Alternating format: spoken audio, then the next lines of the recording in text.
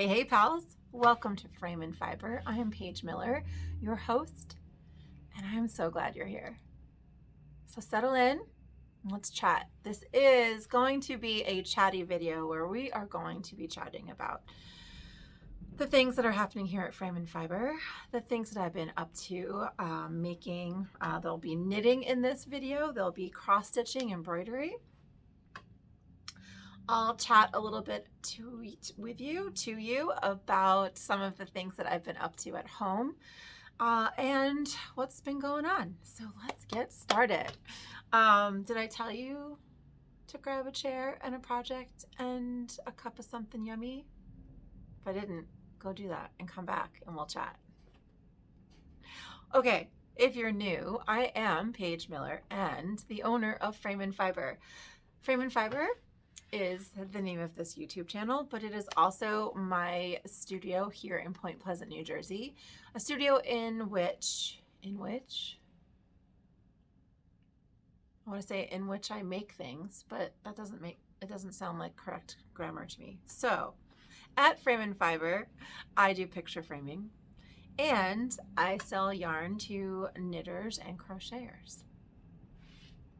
So yeah, you can check me out on Etsy if you are a yarn enthusiast and would like to see some of the things that I carry. You can check out my Etsy shop, which is frameandfibernj.com.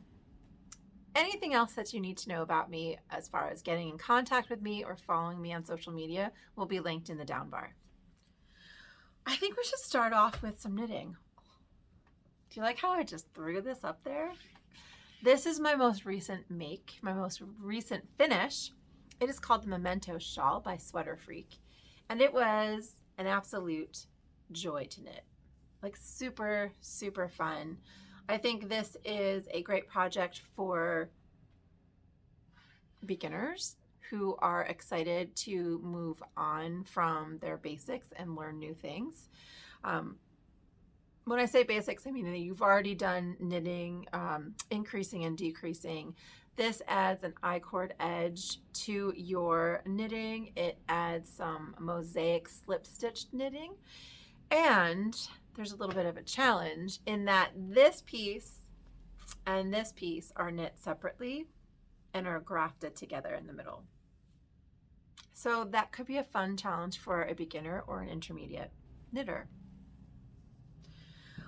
If you want to hear more about this, I actually have put up a video just about this project, just talking about everything that I loved about this, some of the challenges I may have run into. So yeah, go check out that video. I will link that here. It's a short video just talking about this finished object and hoping that, you know, sharing just a short video rather than the long chatty might be helpful if you decide you want to learn more about this. And yeah. So that's my finished object. And in fact, I'm going to put this around my shoulders because I'm a little chilly. I don't know why I'm chilly, but I'm chilly. I also have allergies and this coughing is going to drive all of us to drink. Okay, more knitting. Last time I chatted with you about the things that I'm making, I shared that I wanted to start the Field Shawl by Maxim Cyr, who is also known as Max the Knitter on the Instagrams. And I had started it and this is how far I'd gotten. Now I am this far. I would have been a bit further. However, I ripped out, well, 2 of these sections I had to rip out because I forget exactly why, but I got myself all twisted and I started doing my increases on the wrong side. And so it was wonky shaped. I don't know how that happened. I feel like I was either knitting and chatting with friends or I was knitting and chatting with friends in the dark. That may have been. Whatever. This is miles and miles of garter stitch with an I-cord edge. Seriously, I don't mind doing this at all. I could do this all day long. I absolutely find so much joy in this project that I'm okay with the fact that I had to rip out. So I'm getting pretty close. I think I have 1, 2, 3, 4, 5, 6, 7, 8, 9. I have 4 more sections. No, not 4 more. 9. 9 plus 4 is 13. I have 3 more sections before I switch and then continue on in the opposite color pattern on the second side. So on the second side of this pattern, it'll be decreases and switching the colors. I am using the purple is a Cascade 220 yarn that I sell in the shop, but I also had a few did I have 2 balls? No, I had 1 ball wound up in my stash that I wanted to use. I'm into my second ball. I may not need this third one, so this might go back for sale, but it's colorway 2450. You can find this yarn in my Etsy store. And I'm pairing it with Toad Hollow in their Goodbye colorway, which was in memoriam of their Dear Dog Spike and their Sweet Cat Tabitha. You can find this and all of their beautiful yarns at toadhollowNJ.com or toadhollow.com. I'll link that below. So this is a lovely knit. My local customer, Michael, came in with his, he came in to buy the yarn and then he came in with it finished. He ended up buying, Quince & Co. Phoebe, which is their 100% superfine merino. The skeins, we all know how plump merino yarn is, pardon, but this Phoebe, I don't know if it's just the way it's spun or the fact that it's just the super fine merino. It is squishy. So that's what he made his out of. I wanted to stash dive and I wanted to use my Toad Hollow, so I didn't go with the Phoebe. The Phoebe is a great choice. It is so squishy.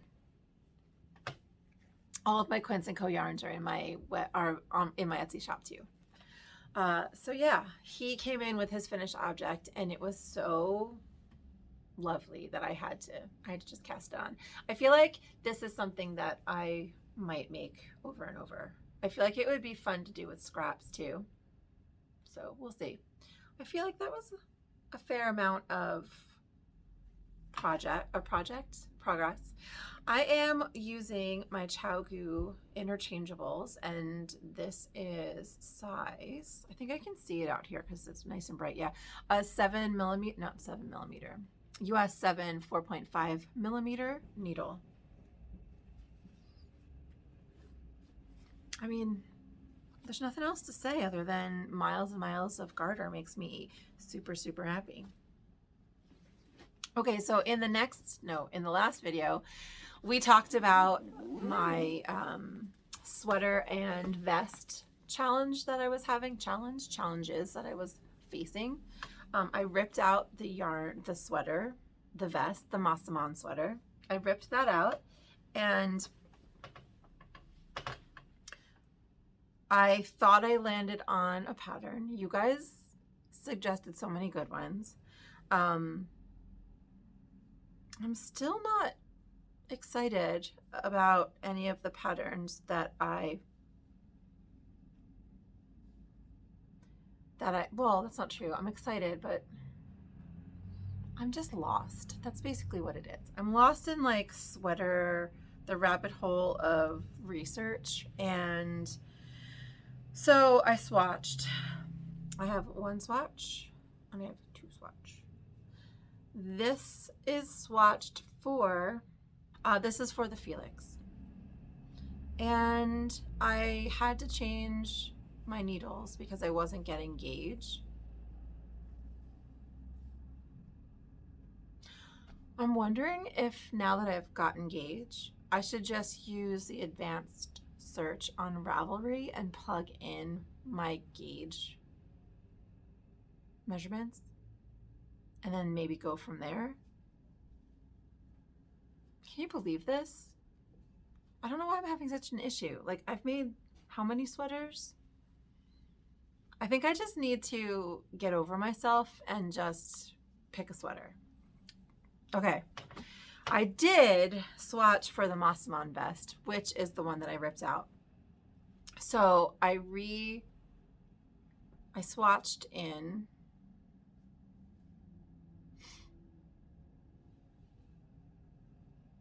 oh my gosh, what is this? Oh yes, this is Navia Trio. Oh my gosh. So there's my swatch. I got pretty decent gauge. I feel like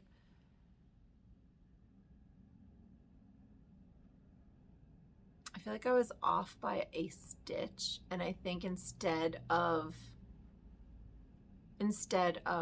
re-swatching, I'm just going to go up a needle size and be done with it. So, and then let the chips lie where they are. It'll be big enough. So that's really my concern. You know, it's got to fit. So there you have it. I have finally finished my swatches and have still not cast on a sweater. Do you guys do that? Tell me. Tell me about how you begin a sweater. Is it torturous? Do you take forever to decide? Do you swatch until you can't even remember what the heck your name is? Fill me in, friends. All right. Is that it for knitting? I feel like that is the knitting news. The sweater's kind of on. Yeah, that's the knitting news for today. The sweaters are, I don't know. I'm not thrilled. So I'm shawl knitting. But honestly, I'm not even knitting that much. Because cross stitch and needlepoint. Not needlepoint. Cross stitch and embroidery. So I'm close to, well, hold on.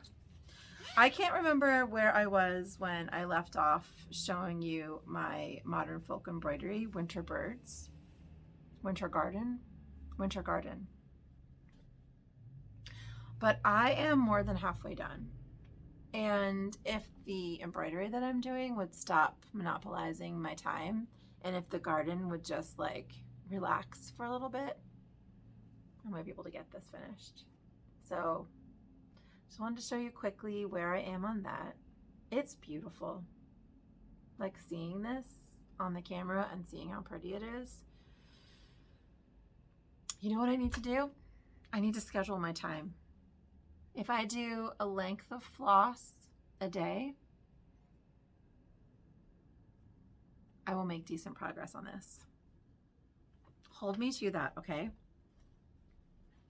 Okay, but what I've really been obsessed with making these past few weeks since we spoke, is another of my drawings that I have decided to embroider.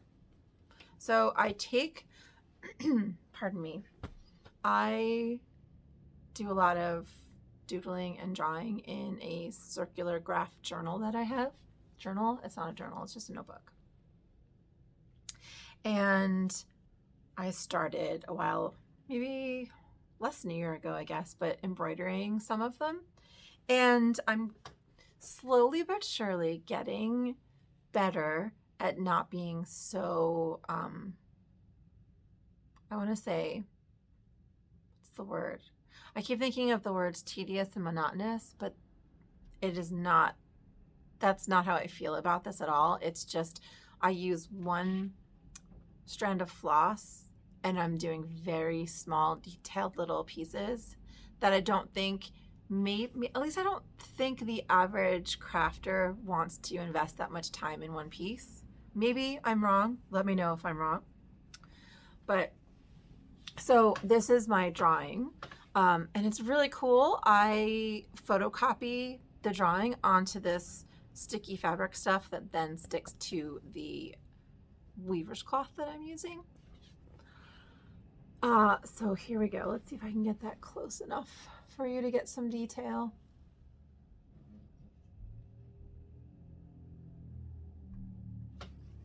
If I think about it, I'll put a picture or some video of the drawing itself, and then yeah.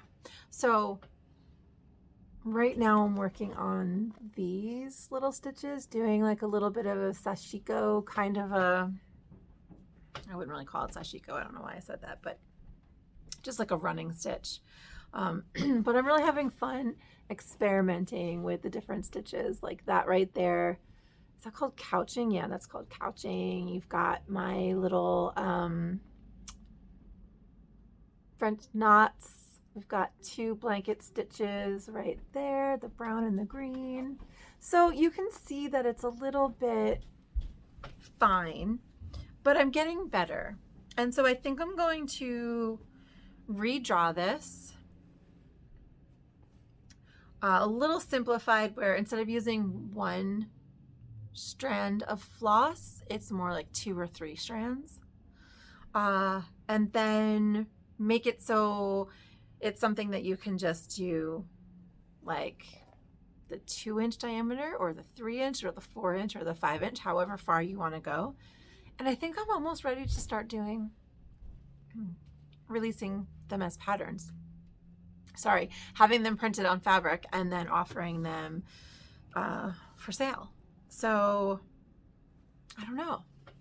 Let me know what you think. If you have any ideas or suggestions, or if you think it's a good idea, if it's something you'd be interested in, let me know. This really takes up a lot of my time. This and drawing them. So my friend Sharon, Seashore Sharon, I don't know if you're watching, but if you are, hi Sharon. And thank you for all of your advice. We spent an afternoon together, and she's a big time stitcher of all the different fiber crafts, and she loves doing embroidery. And we were talking about the embroidery and specifically about me doing kits. And she gave me some of that wise insight that she has. And you know, just had said they're a little bit complicated for like people who are just getting into it or have never, so maybe they need to be a little bit more simplified. So I want to make them that you can get one pattern, but you can make it as simple or as complicated as you want. Does that make sense? I hope it makes sense. Basically, I'm going to just draw them and then ship them to whoever buys one. I was even thinking I could offer kits too. Like for instance, this right here, this is a floss packet that I bought from, I think it was Snuggly Monkey. This was a sublime floss, and it is 1, 2, 3, 4, 5, 6, 7 colors. And so I thought that's kind of cool. Like maybe I could put together a kit if you're someone who's brand new and you don't have floss. So yeah, anyway, that's where I'm at. I'm talking to you guys about it, very beginning stages, but it's fun and I love it and I want to share it with you guys. And yeah, let me know what you think. If you'd be interested,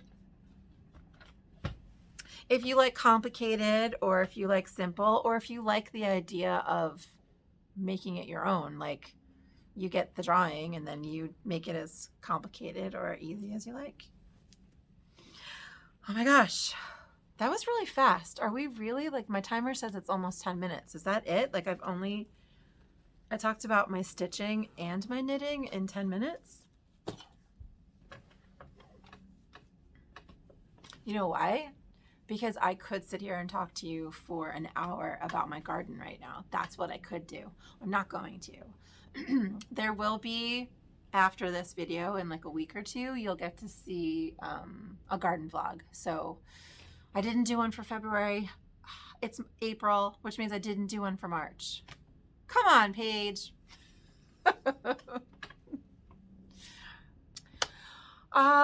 I do want to fill you in on the New Jersey Wool Walk. Now, let me grab a passport. Hold on. Okay, so I know most of you are not local to me, so you will not be participating in the New Jersey Wool Walk. But there's a way that you could sort of kind of maybe a little bit participate. It would just be with me through Frame and Fiber. But the New Jersey Wool Walk it's like a yarn crawl in the state of New Jersey. We have 20 stores on our Wool Walk. It's crazy town. It is April 23rd through May 1st. My shop so that's 9 days. I don't think any of the stores are open the full 9 days. I feel like most of them are closed for 1 or 2 days in the middle of the week. But it's really, for me at Frame and Fiber, it's really the 2 weekends, the April 23rd and 24th, and then May 1st, April 30th, and April 29th. So it's 5 days here at the shop. I will be hosting Mary Beth and Helen of Trunk Show of Toad Hollow. They will have their yarn here for the duration of the event, and so will Legacy Fiber Arts. Sue is dyeing up a custom colorway for Frame and Fiber for the event. This is the 5th year in a row that Sue has dyed a custom colorway for the store, so I'm really excited about that. I will definitely let you guys know when they're here, and I will reserve some for any of you Legacy Fiber Arts fans who are not local. I will put them into my Etsy store after the Wool Walk is over. This is where I wanted to tell you guys a little bit about the Wool Walk, and maybe you would want to participate this way. So this is a passport, and they cost $6. And $1 of every passport sale gets donated to the Community Food Bank of New Jersey. Pardon. We get so many of these printed up. My store in particular, I always have a lot left over. And so I was thinking, if you wanted to buy a passport for $6, I would donate the $5 to the Wool Walk, and $1 would go to me. And that $1 I could use to ship you your passport if you want. I don't know. I just thought that would be a cool way, to raise money for the Community Food Bank. I feel like I'm not being very clear. I'm going to repeat myself to you right now, quickly and efficiently, so that way it's not confusing. There are 2 categories of people: participants in the New Jersey Wool Walk and everybody else. Participants can buy this from me at Frame and Fiber for $6. $1 of this will be donated to the New Jersey Food Bank. Non-participants, i.e. everyone else, can buy this for $6, and $5 of it will be donated to the New Jersey Food Bank. Yes? Okay. I hope that makes sense. Basically, you're donating $5 to the Community Food Bank of New Jersey. So yeah. Anyway, I hope all of that made sense. If you have questions about any of it, or if it didn't make any sense, leave me a message. I am excited for the Wool Walk. I think this year's going to be great. I plan on doing a lot of kits, using a lot of my Quince & Co. yarn. I'm the only store in New Jersey who carries Quince & Co., so I feel like if someone's coming to my store, they probably want to see what I have that's different from other stores. All right, what else can I tell you about? It's been a while. Have you guys been reading? I've been reading a lot. Listening, more than reading, but listening. I have been listening to, you know what I had listened to? I started this morning, is Blade Runner. Do you remember Blade Runner? I think the book was called, had something to do with sheep. Something about electric sheep. I forget what it was, what the name of it, the original book is, but it was written by Philip K. Dick. But Blade Runner, you remember that, the Harrison Ford, was that in the 80s? I think it was in the 80s.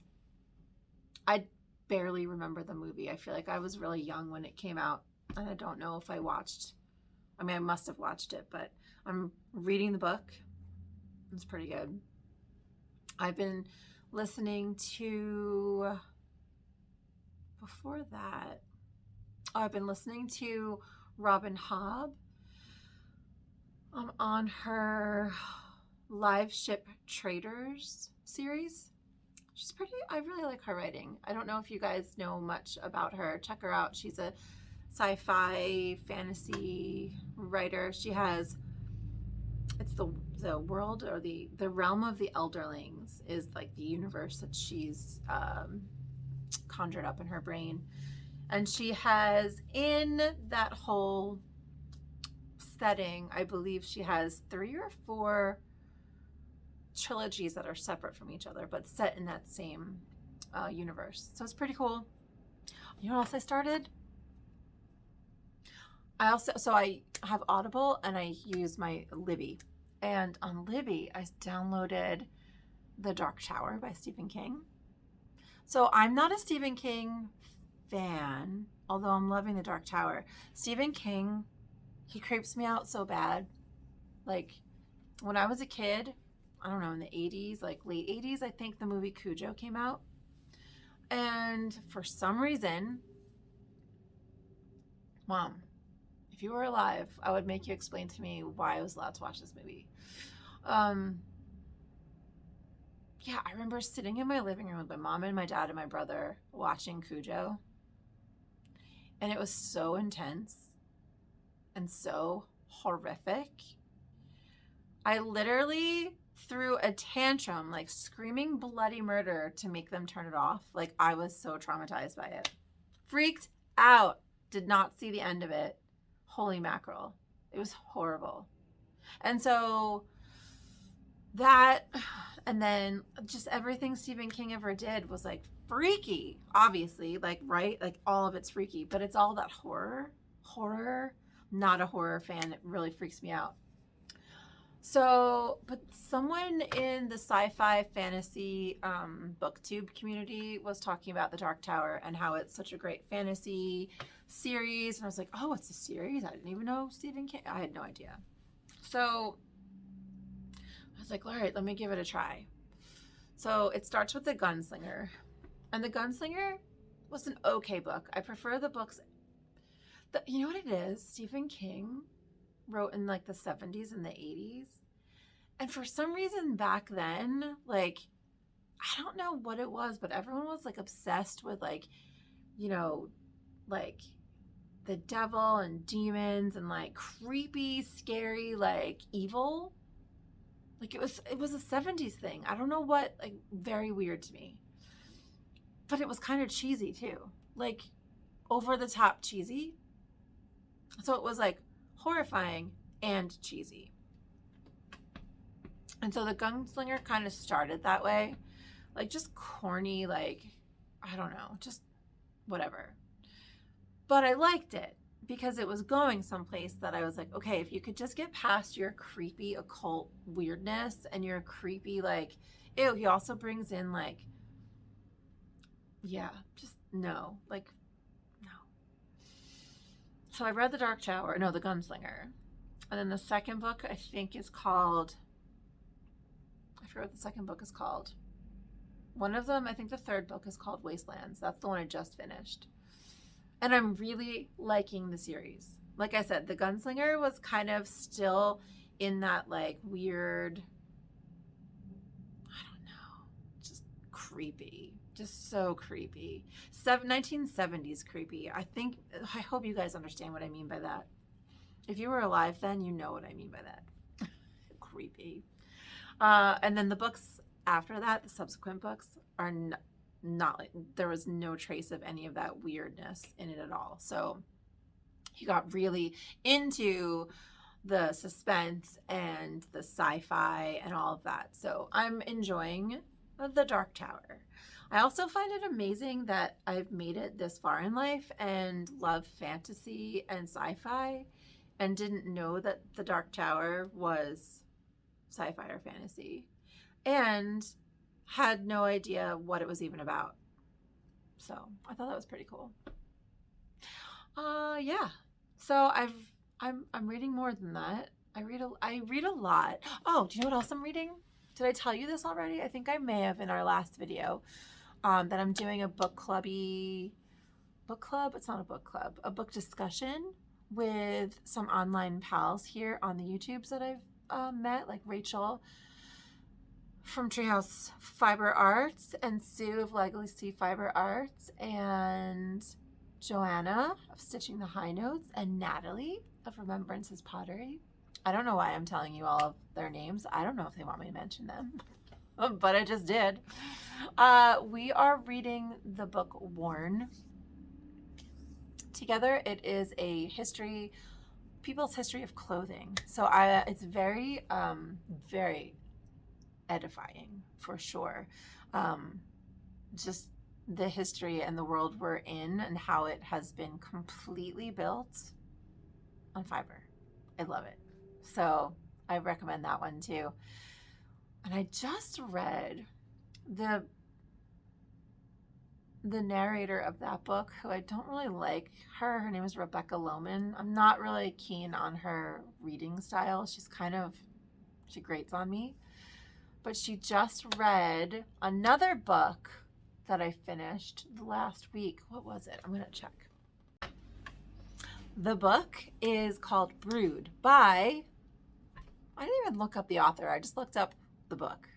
I'm going to put all that info here or down in the description. Brood is a book about a woman who owns chickens and kind of her life while she had her chickens.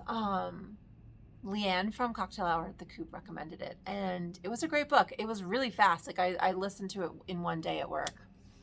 And it's a strange little book. It's very interesting. If you have chickens, definitely read it because you can relate to some of it. If you don't have chickens, it's still interesting. And I wouldn't necessarily say it was a very uplifting book. It was kind of depressing. I wonder what Leanne thought about it. I'm gonna have to ask her. So yeah, that was another book I read. So I read like a lot of books in a week. All right, that's what I've been reading. Like I said, garden video will be coming soon. I've been having a blast in my garden, but I think we'll leave it here. I think this was a good catch up. Leave me a comment below and let me know what you've been up to, what you've been enjoying either in your making or your gardening or your cooking or any of, the crafty things that we love to talk about. I mean, that's why we're all friends, because we love making all of these things together. All right, friends. I'm glad we got to spend some time together, and I'll see you next time. Okay. Mwah. Bye.